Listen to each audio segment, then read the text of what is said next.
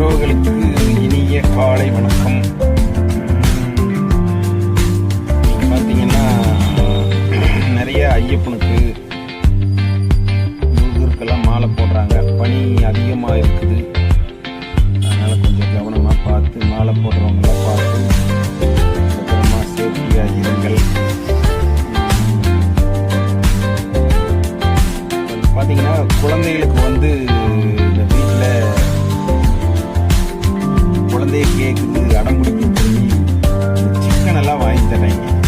தயவு செய்து இந்த குளிர்காலம் முடிகிற வரைக்கும் குழந்தைகளுக்கு சிக்கன் வாங்கி தராதீங்க. ஏன்னு கேட்டால்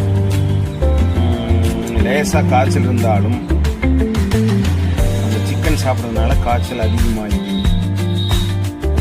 குழந்தைகளுக்கெல்லாம் முடியாமல் தட்டணுக்களெல்லாம் கம்மியாயிடும். அதனால் குளிர்காலம்ங்கிறனால நம்மளும் தண்ணி குடிக்கிறதில்ல, குழந்தைகளுக்கும் கொடுக்கறதில்ல. ஏன்னா தாகமே எடுக்காது. அதனால் ஏற்கனவே உடம்புல நீர் சத்து கம்மியாக தான் இருக்கும்.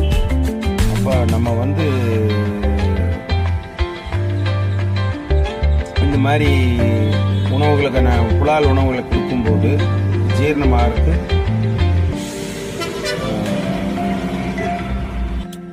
ஜீரணமாகறதுக்கு கொஞ்சம் சிரமமாக இருக்கும். அதனால் இந்த ஒரு மாதத்துக்கு மட்டும் குழந்தைகளுக்கு சிக்கன் தராதுங்க. மட்டன் எடுத்து கொடுங்க, தப்பில்லை. அதையும் ரசம் மாதிரி வச்சு கொடுங்க. அந்த செலவு ரசம், மிளகு இதெல்லாம் போட்டு செஞ்சு கொடுங்க. காரமாக சூப் மாதிரி கொடுங்க. பெரியவங்களும் தண்ணி குடிங்க. தண்ணி நீர் சத்து இல்லாதனால பெரியவங்களுக்கும் மூட்டு வலி, கை கால் வலி, அசதி இதெல்லாம் வருது.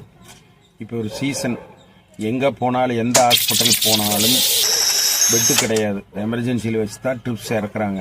அதனால் நான் போன வாரமெல்லாம் ஒரு 4 ஹாஸ்பிட்டல் போய் எல்லாம் பேஷண்ட்டெல்லாம் கூட்டிகிட்டு போய் எல்லாம் வெயிட் பண்ணி தான் ஒரு நாள் ஃபுல்லாக காமன் இதில் வச்சு தான் மறுபடியும் பெட்டு கொடுக்குறாங்க. அதனால் கொஞ்சம் ஜாக்கிரதையாக இருங்கள்.